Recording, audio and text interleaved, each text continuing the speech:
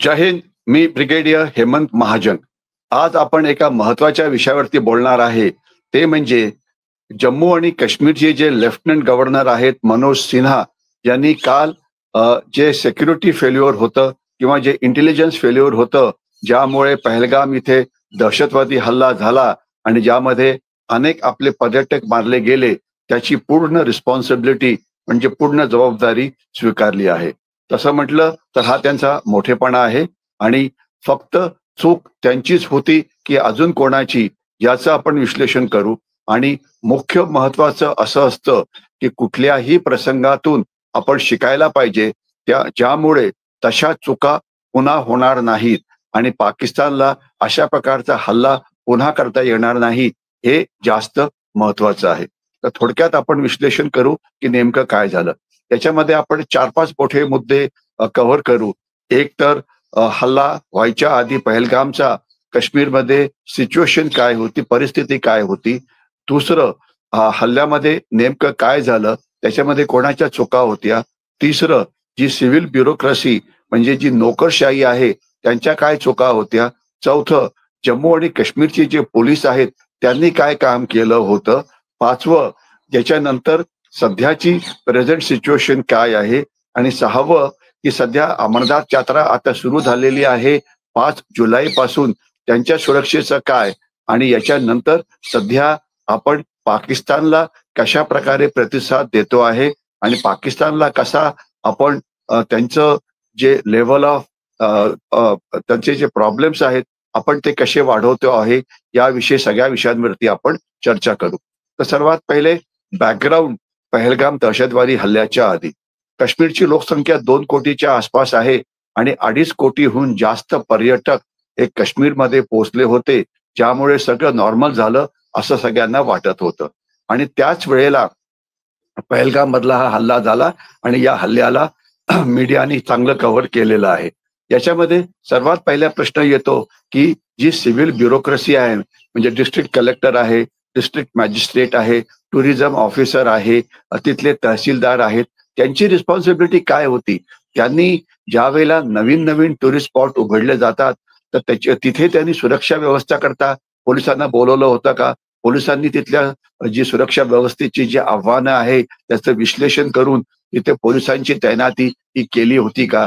कारण लॉ आणि ऑर्डर नावाचा जो प्रकार आहे, तो त्याची जबाबदारी ही जम्मू काश्मीर ऍडमिनिस्ट्रेशन म्हणजे तिथली नोकरशाही आणि तिथली जे पोलीस आहेत त्यांच्यावरती आहे. अर्थात काश्मीरमध्ये भारतीय सैन्य आहे, याच्याशिवाय सीआरपीएफ म्हणजे अर्धसैनिक दलं आहेत.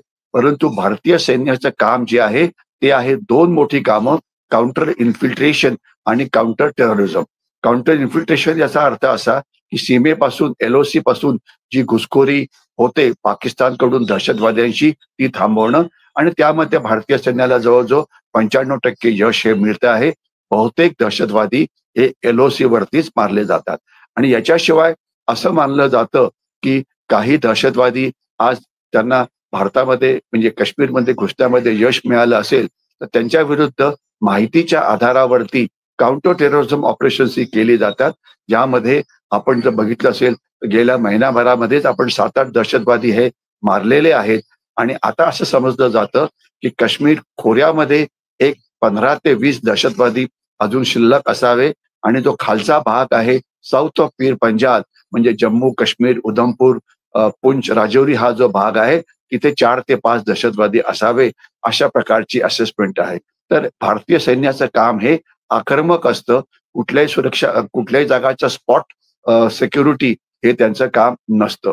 तिसरे, सीआरपीएफ वगैरे जे असतं त्यांचं काम खरोखर चांगलं आहे, परंतु ते जम्मू काश्मीर पोलीस त्यांना जिथे बोलवतात तिथे ते जातात. तर याच्यामध्ये सर्वात मोठी जबाबदारी आहे ती जम्मू काश्मीर पोलीसची. आता पहलगाममध्ये पोलीस स्टेशन आहे, तिथे पोलीस आहे, तर पोलिसांची क्विक रिॲक्शन टीम तिथे का पोहोचली नाही. जे सुप्रिटेंडंट ऑफ पोलीस म्हणजे जे डिस्ट्रिक्टचे जे पोलीस प्रमुख होते, त्यांनी कधी त्या ज्या जागा होत्या, त्या नवीन नवीन स्पॉट्स उघडले होते, त्याला कधी भेट दिली होती का. तिथे सुरक्षेची आव्हानं काय आहेत याच्यावरती त्यांनी कधी चर्चा केली होती का. हे बहुतेक सगळे पोलीस अधिकारी जे आहेत हे आपल्या ऑफिसच्या बाहेर पडत नाही. त्यांच्यावरती त्यांचे DIG म्हणजे डेप्युटी इन्स्पेक्टर जनरल होते, त्यांनी SP ला याविषयी काही चौकशी केली का? ते स्वतः कधी आले होते का? नंतर त्याच्यानंतर IGP म्हणजे इन्स्पेक्टर जनरल ऑफ पोलीस असतात काश्मीर रेंज, त्यांनी काय केलं? ते काय नुसते काश्मीरच्या ऑफिसमध्येच नुसते बसून राहिले होते का? DGP पोलीस आहे, त्यांनी हे जे टुरिस्ट आहे त्यांच्या सुरक्षेवरती त्यांनी काय कशा प्रकारचं विश्लेषण केलं होतं? काय कारवाई केली होती? म्हणजे पोलीस हे चूक यांची असून हे नामोनिराळे राहतात आणि फक्त जो पॉलिटिकल हेड असतो म्हणजे गव्हर्नर, या केसमध्ये लेफ्टनंट गव्हर्नर, त्यांच्यावरती जबाबदारी टाकली जाते. ते बरोबर नाहीये. पोलिसांची हायरार्की म्हणजे त्यांची जी रचना आहे, SP ऑफ पोलीस आहे, पहिले SHO आहे, मग SP ऑफ पोलीस आहे, मग DIG आहे, मग IGP आहे, मग additional director general of police आहे, मग DGP ऑफ पोलीस आहे.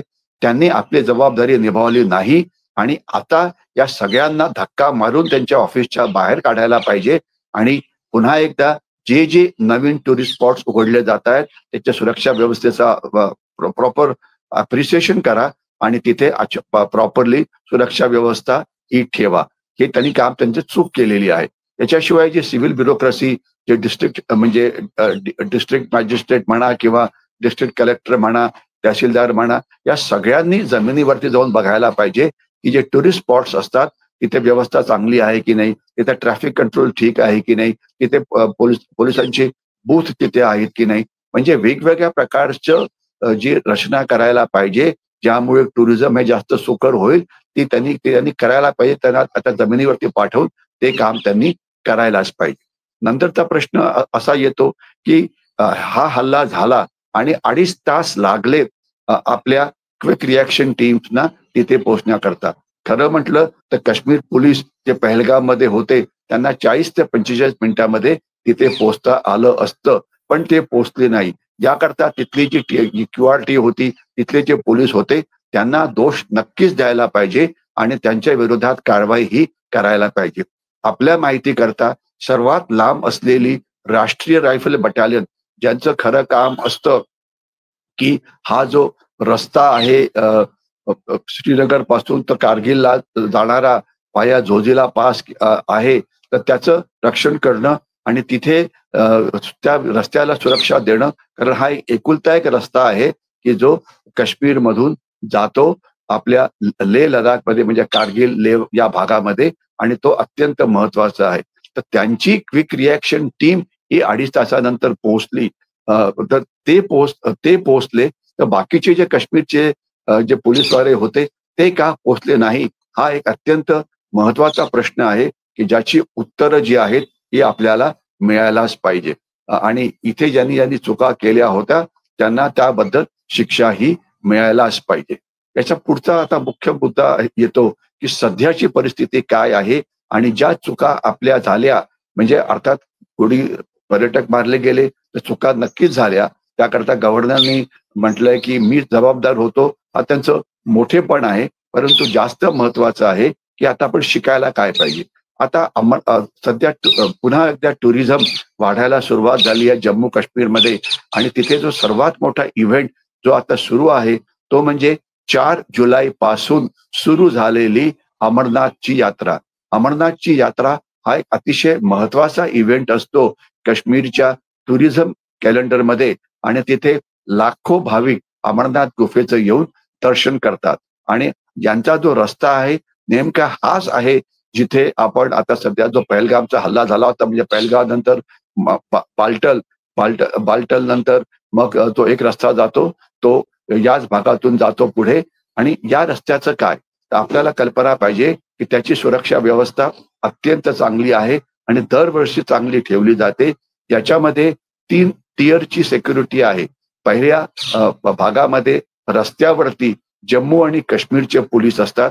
आपल्यातले जर कोणी अमरनाथ यात्रेला गेले असतील तर त्यांनी हे नक्कीच त्यांना बघितलं असेल. त्याच्यानंतर दुसऱ्या फळीमध्ये असतात ते सेंट्रल रिझर्व्ह पोलीस फोर्स, मी मगाशी म्हटलं होतं त्यांचं काम नक्कीच चांगलं आहे ते असतात. आणि सर्वात वरती बाहेरच्या बाजूला असतात भारतीय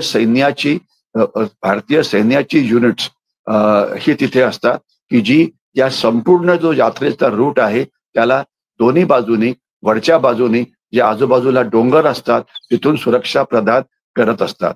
आणि केवळ आपल्या माहिती करता माझी सुद्धा जी बटालियन आहे 7 मराठा लाईट इन्फंट्री सध्या सुरक्षा व्यवस्था प्रदान करते आहे या अमरनाथ यात्रेमध्ये.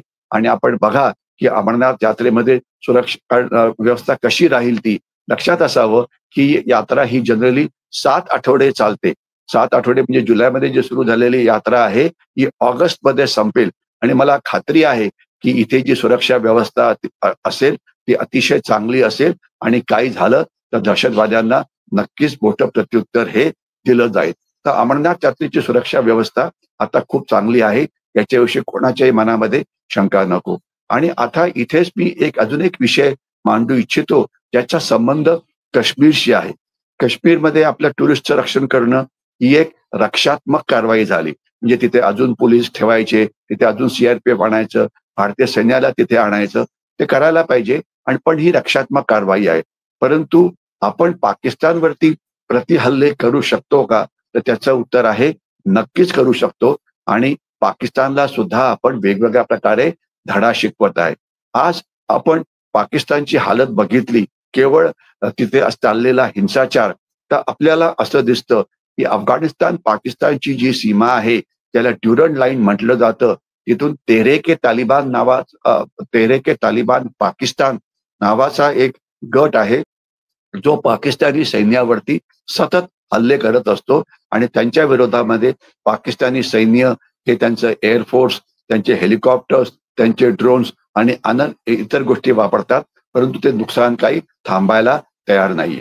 आणि जे सर्वात मोठा प्रॉब्लेम जो पाकिस्तानी सैन्याला होतो आहे तो म्हणजे बलुचिस्तान लिबरेशन आर्मी. तो एक असा गट आहे की हा गट सध्या पाकिस्तान सैन्यावरती हल्ले करतो आहे. आणि आपल्याला कल्पना असावी की CPEC corridor, China Pakistan economic corridor जो आहे तो 2/3 60-70% बलुचिस्तान मधून जातो. तिथून मग पाकिस्तानी ऑक्युपाईड जम्मू काश्मीर मधून, मग तो गिलगिट आणि बाल्टिस्तान मधून तो चीनच्या शिनजियांग प्रॉव्हिन्स मध्ये प्रवेश करतो.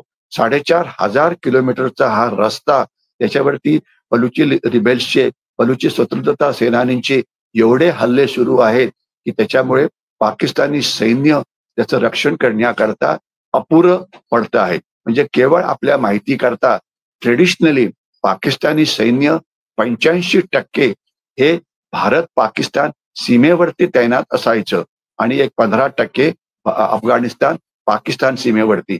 परंतु आता 30-40% पाकिस्तानी सैन्य हे भारतीय सीमेवरती आहे. 50% सैन्य हे पाकिस्तानच्या आत बलुचिस्तानमध्ये किंवा खैबर पख्तुनख्वामध्ये दहशतवाद्यांच्या विरुद्ध किंवा बलुचींच्या विरुद्ध किंवा सिंधींच्या विरुद्ध किंवा जे इतर लोक आहेत मोहाजीर किंवा हे त्यांच्या विरुद्ध कारवाई करत आहेत. म्हणजे पाकिस्तानी सैन्याचं मोठ्या प्रमाणामध्ये आपण नुकसान करतो आहे. बलुचिस्तान लिबरेशन आर्मीला आपण मदत करतो आहे का? आपली ऑफिशियल भूमिका अशी आहे की आम्ही त्यांना केवळ त्याला नैतिक सपोर्ट हा देतो आहे. त्यांची जे प्रॉब्लेम, त्यांना जे मारलं जातं, त्यांच्या युवकांवरती जो अत्याचार केला जातो, बलुचिस्तानमध्ये जी लुटालूट करतं पाकिस्तानी सैन्य किंवा चीन, ती सगळी माहिती आपण आंतरराष्ट्रीय स्तरावरती मांडत असतो. आपण त्यांना शस्त्र पुरवठा वगैरे करत नाही. ही आपली ऑफिशियल लाईन आहे. आणि मला वाटतं त्याच्यावर जास्त मला बोलायची इच्छा नाही, कारण काही गोष्टी न बोललेल्याच जास्त बऱ्या असतात. परंतु एवढं नक्की की पाकिस्तानी सैन्याचं मोठ्या प्रमाणामध्ये नुकसान होतं आहे. बलुचिस्तान लिबरेशन आर्मी करता आहे. आणि त्यांनी आत्ताच एक ऑपरेशन बाम नावाचं एक ऑपरेशन केलं होतं. त्यामध्ये पाकिस्तानी सैन्यावरती त्यांनी 57 हल्ले केले. पुन्हा ऐका नीट, 57 हल्ले केले. आणि ज्यामध्ये म्हणजे जी आकडेवारी BLAने दिलेली आहे त्याप्रमाणे त्यांनी 70हून जास्त पाकिस्तानच्या सैनिकांना मारलेलं आहे. तर हे सगळं चालू आहे. आणि याचा एक मोठा परिणाम असा झालेला आहे की चीनला पाकिस्तानचा मोठा राग आलेला आहे. कारण पाकिस्तानी सैन्य किंवा पाकिस्तानच्या सुरक्षा व्यवस्था या जे चीनने जे 50 ते 60 अब्ज डॉलर्सची जी गुंतवणूक सीपेक कॉरिडॉर वरती केलेली आहे, तो एक पांढरा हत्ती बनलेला आहे. आणि त्या हत्तीपासून चीनला काही मिळत नाही. म्हणजे चीनने आपले 60 अब्ज डॉलर्स एका पाकिस्तान नावाचं जे ब्लॅक होल आहे जे एक असं म्हणजे अशी जागा आहे की जिथे पैसे टाकले की त्याच्यातनं काहीही मिळत नाही. आपले त्यांनी पैसे बरबाद केलेले आहेत. चीनी नागरिकांवरती हल्ले होत आहेत. तिथे चीनी जे वर्कर्स आहेत ते सेफ नाहीयेत. म्हणून चीन पाकिस्तानवरती खूप राग काढतो आहे आणि पाकिस्तानला दम देतो आहे की तुम्ही आमच्या नागरिकांचं रक्षण करा, नाहीतर आम्ही आमचं सैन्य या भागामध्ये पाठवू. तर थोडक्यामध्ये आता मी थांबणार आहे की मनोज सिन्हांनी जबाबदारी पूर्ण आपल्यावरती घेतली ते ठीक आहे. तो त्यांच्या मनाचा मोठेपणा आहे आणि अर्थातच इंटेलिजन्स फेल्युअर वगैरे होतच. कारण काय की गुप्तहेर माहिती काढणं हे इतकं सोपं नसतं. एखादा दहशतवादी गट नेमकं काय करतो आहे त्यांच्या मनात जाऊन जोपर्यंत तुम्ही प्रवेश करत नाही तोपर्यंत नेमका ते हल्ला कुठे, कधी आणि केव्हा करणार आहे हे आपल्याला कधीच कळू शकत नाही. आणि लक्षात असावं की हा जो दहशतवादी गट होता ज्याने पहलगामला हल्ला केला याच्यामध्ये पाकिस्तानी सैन्याच्या स्पेशल फोर्सेसचे 3 जण होते आणि त्यांनी हे काम केलं होतं. पाकिस्तानी सैन्य अनेक वेळा त्यांच्या स्पेशल फोर्सेसच्या सैनिकांना दहशतवादी बनवून भारताच्या आत घुसवतो आणि मग त्यांना महत्वाची कामंही दिली जातात. तर आता गुप्तहेर माहिती आपण अजून मजबूत करायला पाहिजे. सुरक्षा व्यवस्था मजबूत झालेली आहे आणि जे टुरिस्ट अमरनाथ यात्रेला जातील मला खात्री आहे की त्यांचं रक्षण चांगल्या पद्धतीने केलं जाईल. आणि सर्वात जास्त महत्वाचं की आपण पाकिस्तानला जशास तसे उत्तर देतो आहे, यामुळे पाकिस्तानला सुद्धा कळेल की जर त्यांनी आपल्यावरती एक हल्ला केला तर आपण सुद्धा त्यांच्यावरती अनेक हल्ले करून त्यांचं नुकसान करू शकतो. तर मला वाटतं पहलगामच्या हल्ल्याचा धडा आपण एक देश म्हणून, एक सुरक्षा व्यवस्था म्हणून शिकलेलो आहे आणि येणाऱ्या काळामध्ये आपले टुरिस्ट सेफ राहतील आणि नुकसान हे पाकिस्तानचंच जास्त होईल. मी इथेच थांबतो. जय हिंद.